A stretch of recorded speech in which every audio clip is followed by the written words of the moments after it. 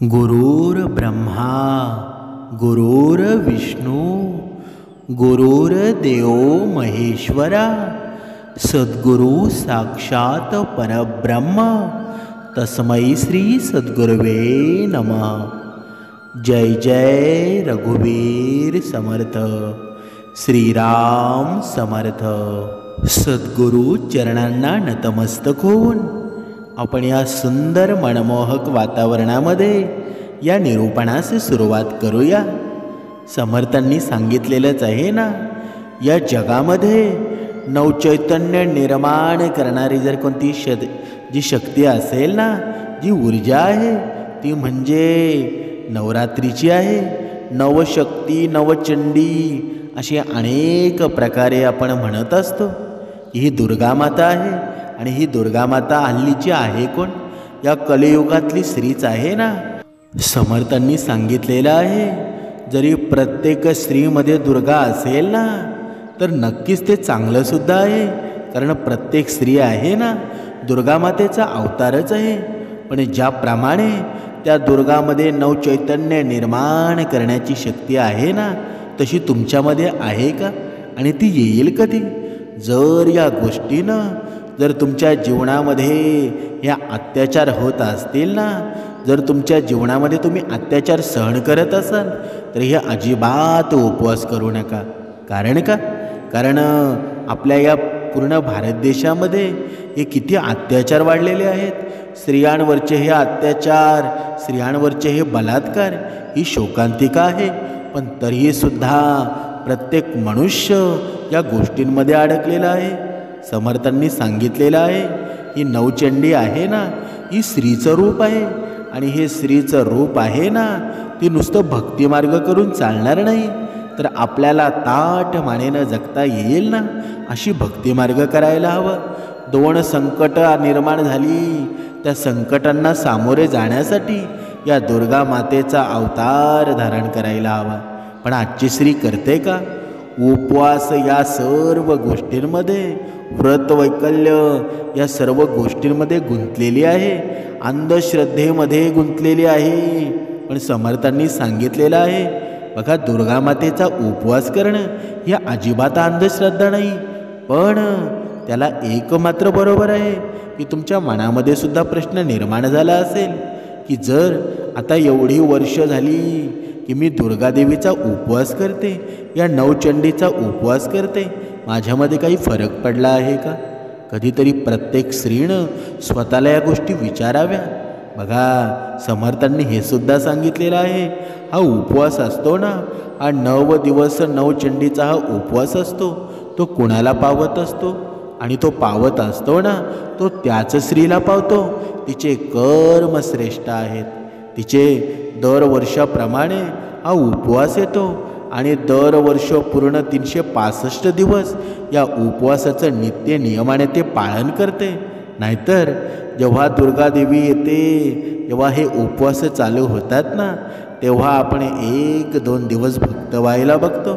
आणि हे भक्त ताबडतोब होऊन जमतं का? अजिबात जमत नाही। कारण हे उपवास नाहीत, हे नियम आहेत। आपल्या आयुष्यामध्ये हे नियम पाळायचे आहेत। ही दुर्गा माता आहे ना, प्रत्यक्ष स्त्रीचाच अवतार आहे। पण ही स्त्री आहे ना, काही क्षणिक सुखासाठी स्वतःचं आयुष्य ओळखू ना शकल्यामुळं तिच्यावर हे अत्याचार चालू आहेत।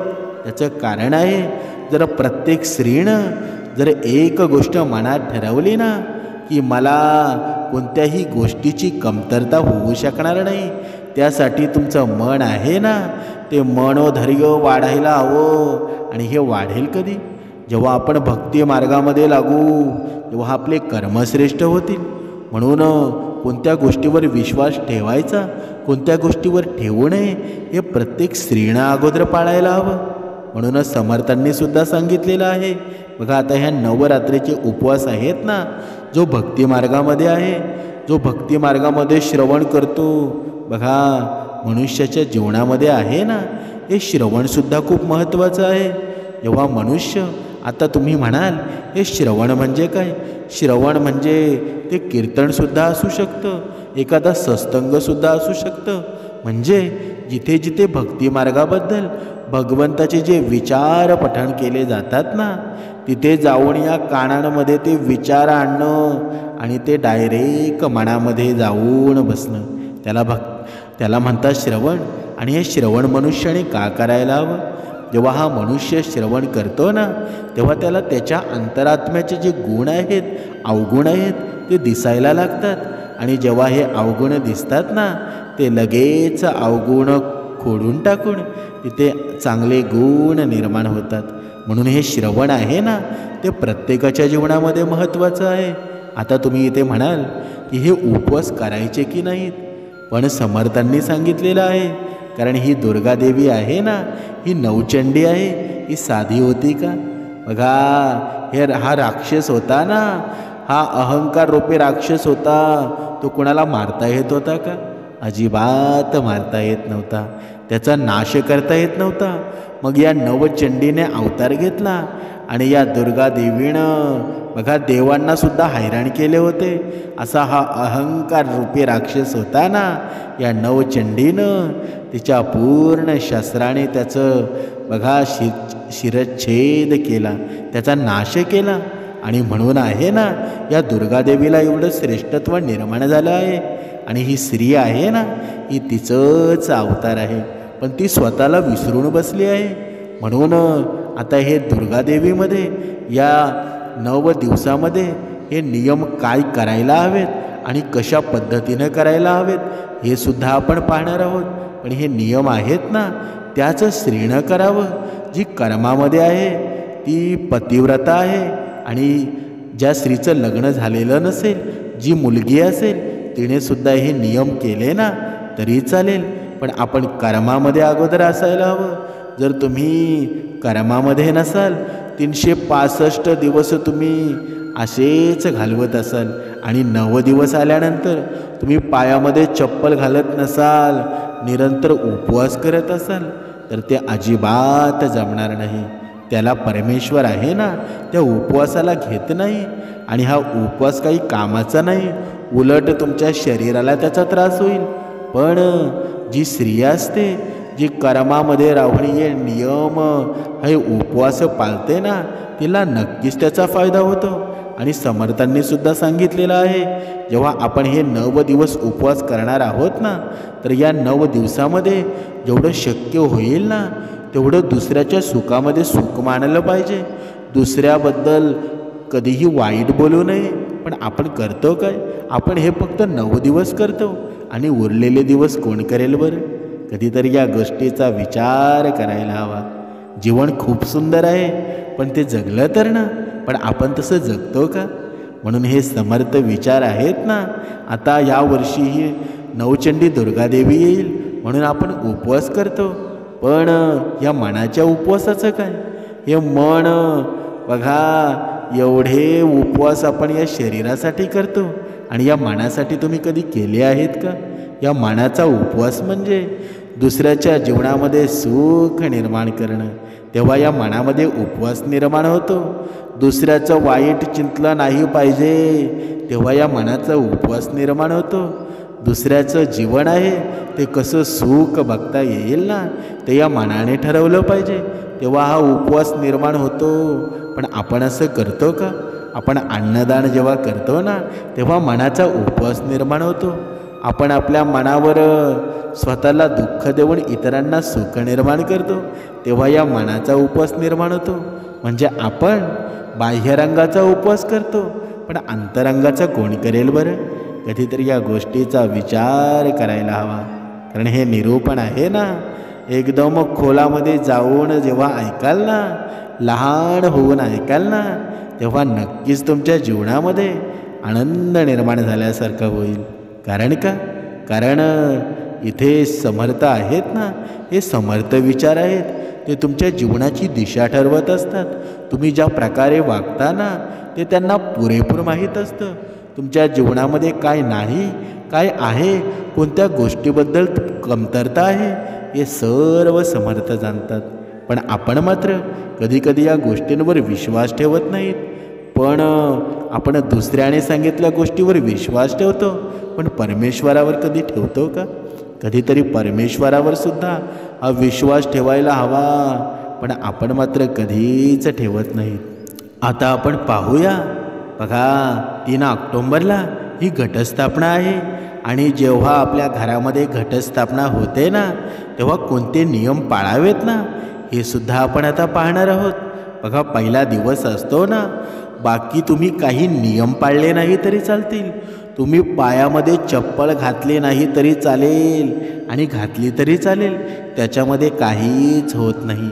पण एक गोष्ट लक्षात ठेवा, ज्या दिवशी पहिला दिवस आहे ना, म्हणजे 3 तारखेला हा पहिला शुभ दिवस आहे आणि नंतर हे 9 दिवस आपले निरंतर चालणार आहेत.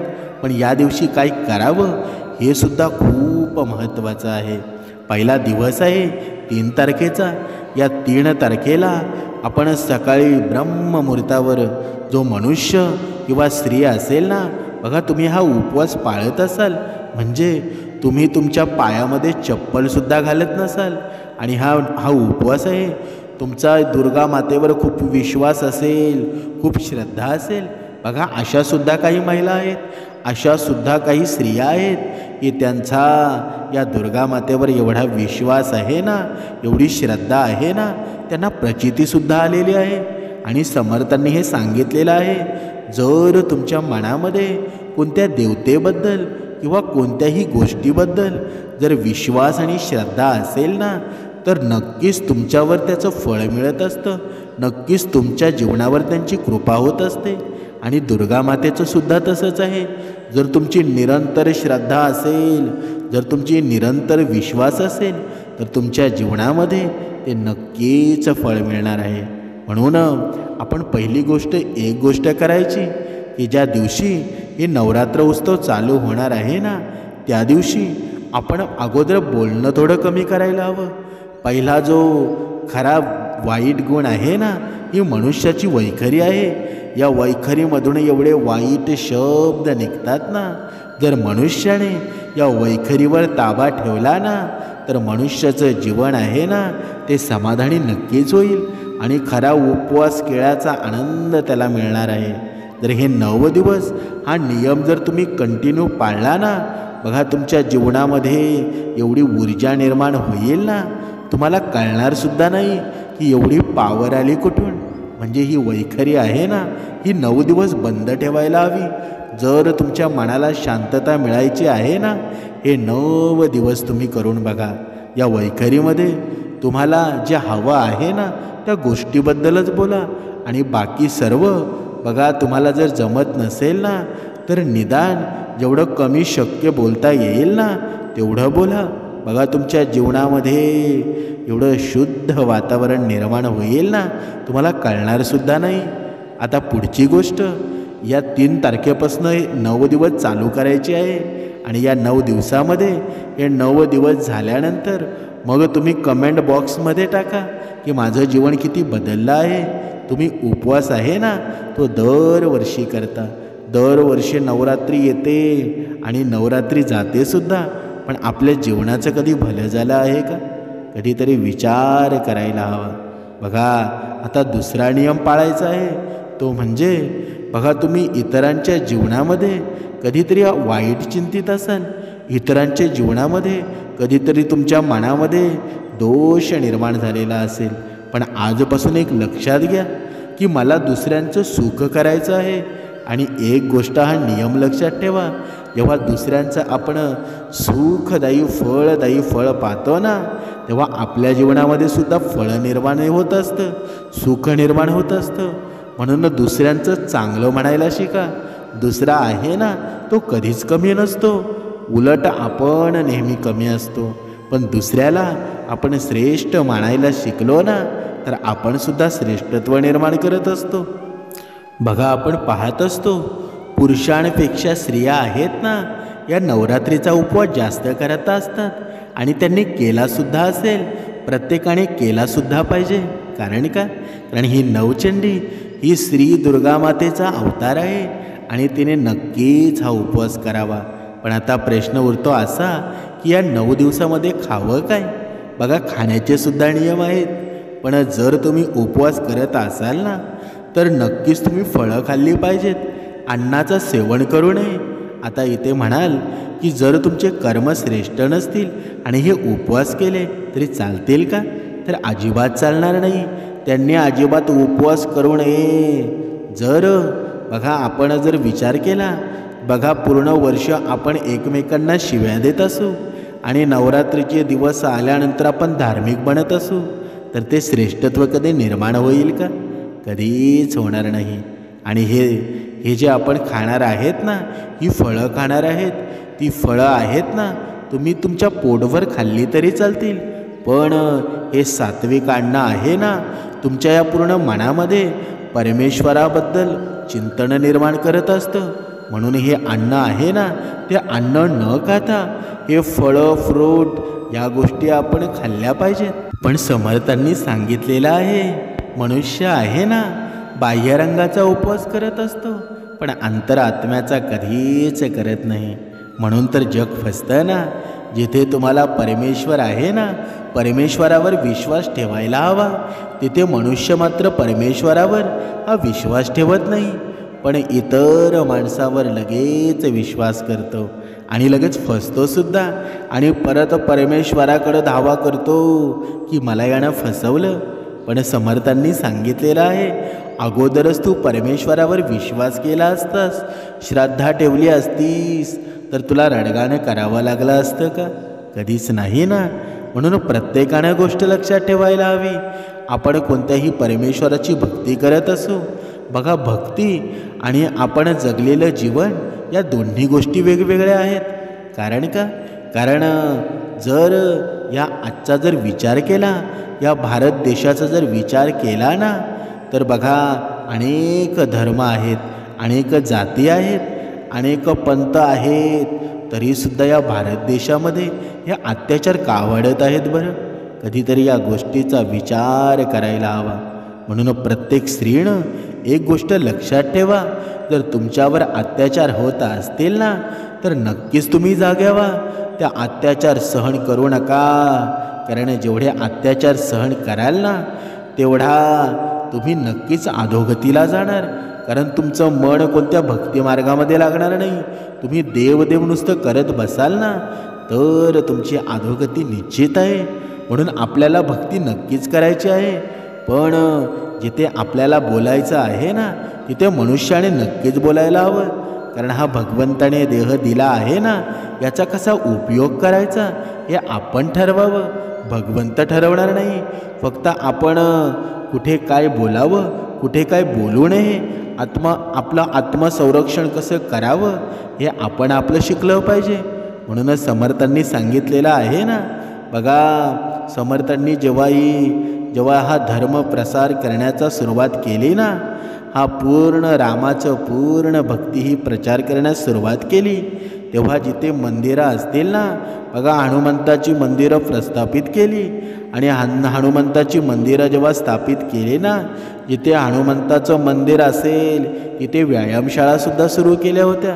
म्हणजेच समर्थांचा पुढचा विचार एवढा श्रेष्ठ होता ना, प्रत्येक स्त्रीनं भालाफेक केली पाहिजे, प्रत्येक स्त्रीनं घोडा कसा चालवावा हे शिकलं पाहिजे.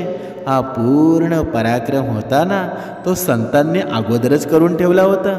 म्हणजेच पुढच्या काळाची काही गरज आहे ना, ते ओळखून बसलेले होते. म्हणून आजची स्त्री आहे ना, बघा प्रत्येक स्त्रीने एक गोष्ट लक्षात ठेवा, ज्याप्रमाणे झाशीची राणी झाली, बघा वेगवेगळ्या अशा स्त्रिया होऊन गेल्या. बघा जिजामाता झाली, ज्याप्रमाणे बघा शिवबाला सर्व काही शिकवलं, सर्व काही ज्ञान दिलं. कर्मावर कशी श्रद्धा असावी, कर्म कसे करावे, या सर्व गोष्टी आहेत ना, त्या जिजामातेनं शिवबाला शिकवल्या. आणि म्हणूनच या पूर्ण रयतेचा राजा आहे ना, पूर्ण जनतेचा राजा झाला, नुसताच झाला का? छत्रपती शिवाजी महाराजांच्या कार्याचा जर उल्लेख करायचा झाला, जर या इतिहासाचा उल्लेख करायचा झाला ना, तर स्त्री जातीवर बघा किती प्रेम होतं ना, ते या पूर्ण घटनेतून दिसून येतं. जेव्हा सुभेदाराची सूण त्यांच्या समोर आणली ना, बघा एखाद्या दुश्मनाची स्त्री तुमच्या समोर आली, बघा तुम्ही काय विचार कराल? तेव्हा शिवबानं लगेच आपल्या शिपायांना सांगितलं की ही सुभेदाराची सून आहे ना, एवढी सुंदर आहे की माझ्या आईसारखी दिसत आहे आणि हिला तुम्ही परत पाठवा. कारण का? कारण हे आपल्याला शोभत नाही. या मराठी मातीची आण आहे ना, ही कधीच मी विसरू शकत नाही. जरी माझ्यासमोर माझं मरण जरी आलं ना, तरी पण या पापाला मी कधीच भुलणार नाही. कारण का? कारण हे साम्राज्य आहे ना, हे साम्राज्य गोरगरिबांचं आहे आणि तिथे जरी माझ्या जाती धर्माचा नसेल, जरी माझ्या कोणत्याही माझ्याशी संपर्कात नसेल, तरी मी कोणावर अन्याय करून देणार नाही. कारण का? जिथे अन्याय होतो ना, तिथे अधोगती निर्माण होत असते. त्या काळामध्ये छत्रपती शिवाजी महाराजांना हे कळालं होतं आणि म्हणूनच आत्ताचा जर या कलियुगाचा जर विचार केला ना, म्हणून अजूनसुद्धा एवढे वर्ष झाले तरी छत्रपती शिवाजी महाराजांचं नाव आहे ना, आपल्या जेव्हा ओठामध्ये येतं ना, हे पूर्ण शरीर थरथर कापू लागतं. 10-10, 20-20 हातींचं बळ तयार होतं. म्हणून या नावामध्ये खूप गर्जना आहे. म्हणून जर आयुष्यामध्ये तुमच्यावर अत्याचार होत असतील तर शिवाजी महाराजांचं पूर्ण चारित्र्य वाचा.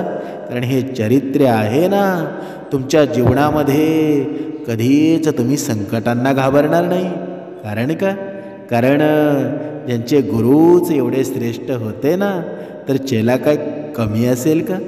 म्हणून समर्थांनी सांगितलेलं आहे, जीवनामध्ये किती मोठी परिस्थिती आली ना, तरी घाबरून जाऊ नका. कारण ज्याच्याकडे काहीच नव्हतं ना, तो या जगाचा राजा झाला आणि तुमच्याकडे सर्व काही असूनसुद्धा तुम्ही गरिबासारखे का वागत आहात बरं? तुमच्यावर अत्याचार झालासुद्धा नाही तरीसुद्धा तुम्ही दुःख असल्यासारखं का वागत आहात बरं? म्हणून जर आपल्या आजूबाजूला जरी कोणत्या मुलीची छेड काढली जात असेल, स्त्रीवर अत्याचार होत असेल, तर लगेच विरोध करा. हीच खरी भक्ती आहे. जेव्हा ही खरी भक्ती आपण समजू ना, तेव्हा परमेश्वरामध्ये लीन होऊ. परमेश्वराला हेच आवडतं. बघा, ही बाह्यरंगाची भक्ती वेगळी आणि अंतरंगाची भक्ती वेगळी. पण जर आपल्यासमोर अत्याचार होऊनसुद्धा आपण जर समोर बघत असू ना, आपण जर त्यांचा खेळ पाहत असू, तर ती भक्ती कधीच नसते. शिवाजी महाराजांनी, छत्रपती शिवाजी महाराजांनी हे आपल्याला हे शिकवलं नाही की आपण मान खाली होऊन बघावं. लगेच अत्याचार होत असेल ना, तर जी मुलगी कोणाची आहे, ती स्त्री कोणत्या जातीची आहे हे पाहू नका, लगेच खंबीर उभे राहा. हीच भक्ती आहे ना, ती भगवंताला आवडत असते आणि हीच भक्ती परमेश्वराला सुद्धा आवडते. पण आता इथे झालंय असं की या कलियुगाचा जर विचार केला ना, आता बघा, या दुर्गादेवी तीन तारखेला येणार आहेत आणि हे 9 दिवस राहणार. या नवरात्रीचे उपवास राहणार आणि या उपवासामध्ये बघा, प्रत्येक आईवडिलांना एक गोष्ट लक्षात ठेवायला हवी की आपण आहोत ना, आपल्या मुलांना अधोगती नेण्याचं कारण आहेत ना, ते आपण स्वतः आहोत.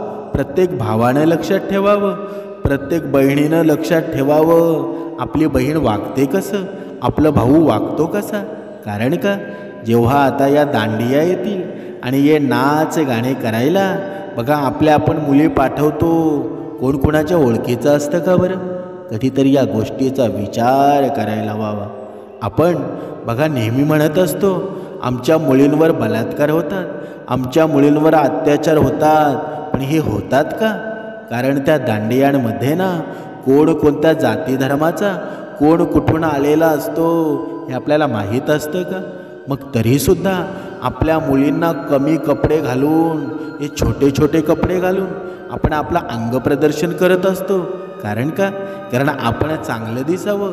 हे प्रत्येकाला वाटतं आपण चांगलं दिसावं, पण आपलं शरीर समोरच्याला किती दाखवावं हे सुद्धा आपली संस्कृती सांगत असते.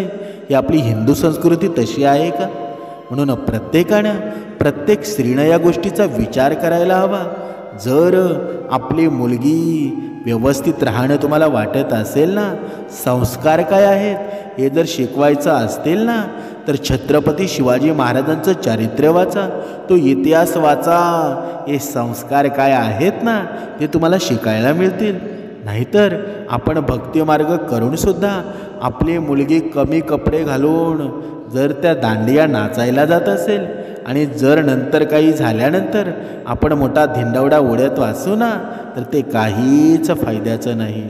आत्ताच विचार करा, अजून वेळ गेलेली नाही. कारण हा भस्मासूर आहे ना, तो तोंड काढून उभा आहे. कधी या काळाच्या जाळ्यामध्ये अडकवील आणि कधी ओढून नेईल ना, सांगता येणार नाही. म्हणून प्रत्येक स्त्री पुरुषानं, प्रत्येक आईवडिलांना एकच गोष्ट लक्षात ठेवा, तुम्ही नक्कीच तुमच्या आवडीचे उपवास करत असाल, या दुर्गादेवीचे उपवास करत असाल ना, तर ते नक्कीच करायला हवेत. पण आपल्या कर्मांवर अगोदर लक्ष द्या. जर तुम्ही सर्व उपवास करून तुमचे कर्म जर श्रेष्ठ नसतील तर ते उपवास काही कामाचे नाहीत.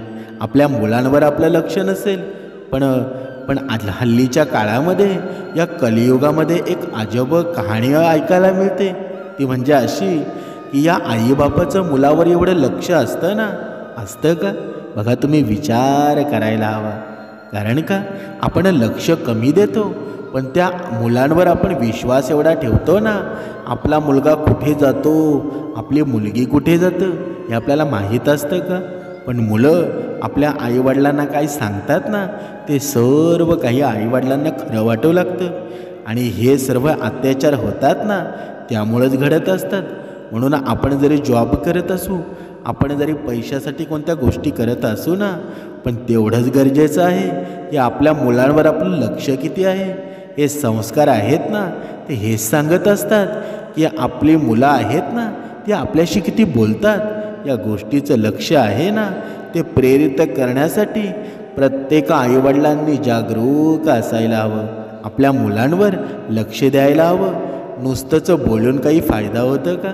की सरकार उपाययोजना करत नाही, सरकारचा धाक नाही, पण आपण काय करतो या गोष्टीचं आपण अगोदर लक्ष दिलं पाहिजे.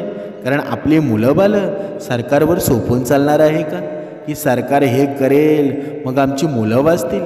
पण आपल्यामध्ये, आपल्या मुलांमध्ये किती संस्कार घालायचे, संस्कार किती निर्माण करायचे हे आपणच ठरवत असतो ना. म्हणून एक गोष्ट लक्षात ठेवा, आपल्या मुलांवर जेव्हा आपलं लक्ष जातं ना, तेव्हा भक्तिमार्गामध्ये यायला शिका. आपली मुलं जर आपण, बघा, आपण आईवडील असू, जर आपण भक्तिमार्गात असूनसुद्धा आपली मुलं आपल्या भक्तिमार्गामध्ये नसतील, तर मग आपले संस्कार त्यांच्या परत गेले आहेत का? कधीतरी या गोष्टीचा विचार करायला हवा. आपण जर वारकरी असू, जर वारकरी असूनसुद्धा आपल्या भक्तिमार्गामध्ये आपली मुलं येत नसतील, मग त्या वारकऱ्याने विचार करायला हवा. जर एखादा सत्संग असेल, त्या सत्संगामध्ये आईवडील जात असतील पण मुलं जात नसतील, तरीसुद्धा त्या आईवडिलांनी विचार करायला हवा. जर एक बैठक असेल, त्या बैठकीमध्ये आईवडील जातात पण आपली मुलं येत नसतील, तरीसुद्धा आईवडिलांनी विचार करायला हवा. ती काय येत नाहीत, कुठे कमतरता वाटते, आपलं काही चुकतं का? या गोष्टीचा सर्वस्व विचार आहे ना. यो नवरात्र उत्सव आहे, या नवरात्र उत्सवाचा संकल्प आहे ना, प्रत्येक आईवडिलांनी करायला हवा. आणि आपल्या मुलांना चांगले संस्कार तेव्हाच मिळतील, तेव्हा तुम्ही संस्कारी व्हाल. तुम्ही अगोदर संस्कारी झाले ना, तुमचे मुलंसुद्धा आपोआप संस्कारी होतील. पण हा मनुष्य आहे ना, स्वतःला एवढा संस्कारी मानतो ना, तो स्वतःमध्ये एवढा गुंग झालेला असतो की आपल्या मुलाबाळांचा विचार त्याच्या मनामध्ये राहत नाही. फक्त जेव्हा मुलांचं काही गोष्टी त्यांच्या दिसू लागतात, त्यांच्या कानावर पडतात ना, तेव्हा ते शॉक होऊन जातात की हे झालंच कसं. माझ्या मुलावर सर्व लक्ष होतं, पण जेव्हा दांडिया चालू होतं तेव्हा तू दांडिया बघायला जात होतास आणि आपल्या मुलीलासुद्धा पाठवत होतास, आपल्या मुलालासुद्धा पाठवत होतास, तेव्हा जर विचार केला असता ना की मी काय करतोय, या गोष्टी घडल्या असत्या का? म्हणून विचार करा, अजून वेळ गेलेली नाही. आणि दुर्गा मातेचा आशीर्वाद आहे ना, तो नक्कीच तुमच्यावर बसेल आणि नक्कीच आहे. फक्त तुम्ही कर्मामध्ये राहा. समर्थांनी सांगितलेलं आहे, माणसाच्या जीवनाचं सार आहे ना, हे कर्मच आहेत ना. या कर्मांसाठी, या पूर्ण विश्वामध्ये सर्वात श्रेष्ठ जर काही असतील तर ते कर्मच आहेत. आणि जर तुमचे कर्म श्रेष्ठ असतील ना तर तुम्ही जे उपवास कराल ना त्याचं फळसुद्धा नक्कीच मिळेल. आणि तुमच्या जीवनामध्ये सुख आणि समाधानाव्यतिरिक्त अनेक गोष्टी मिळून जातील. त्याचा तुम्ही विचारसुद्धा केला नसेल. म्हणून उपवास जर तुम्ही करत असाल ना तर नक्कीच उपवास करा. पण उपवास करताना कर्माचं ध्यान ठेवा. कारण कर्म आहे ना हेच अंतिम सत्य आहे. जेव्हा तुमचा मृत्यू होईल ना तेव्हा यमदूत तुमचे कर्म पाहिल, बाकी दुसरं काहीच पाहणार नाही. तुमच्याकडे किती धन आहे, किती तुम्ही दांडिया खेळला होता, किती तुम्ही उपवास केला होता हे अजिबात पाहणार नाही. पण तुम्ही कसे कर्म केलेत ना, किती कोणाच्या जीवनामध्ये दुःख निर्माण केलं, किती कोणाच्या जीवनामध्ये सुख निर्माण केलं हे मात्र नक्कीच पाहणार आहेत. म्हणून आत्ताच विचार करा. वेळ गेलेली नाही. वेळ आताही तुमच्यासाठी तेवढीच आहे जी अगोदर होती. पण जी वेळ तुमची गेलेली आहे ना ते विसरून जा. पण आताच विचार करा. आणि जीवनाचं सार आहे ना तुमच्या अंतरात्म्यामध्ये निर्माण करा. जेव्हा हा श्रीराम प्रभू जागे होतील ना, तुमच्या अंतरात्म्यामध्ये निर्माण होतील, तेव्हा खऱ्या आयुष्याचं समाधान होणार आहे. तेव्हा खरं सुख आहे ना ते निर्माण होणार आहे. विचार करा. कारण विचार तुम्ही केले ना तर त्याचं उत्तरसुद्धा मिळून जाईल. जय जय रघुवीर समर्थ.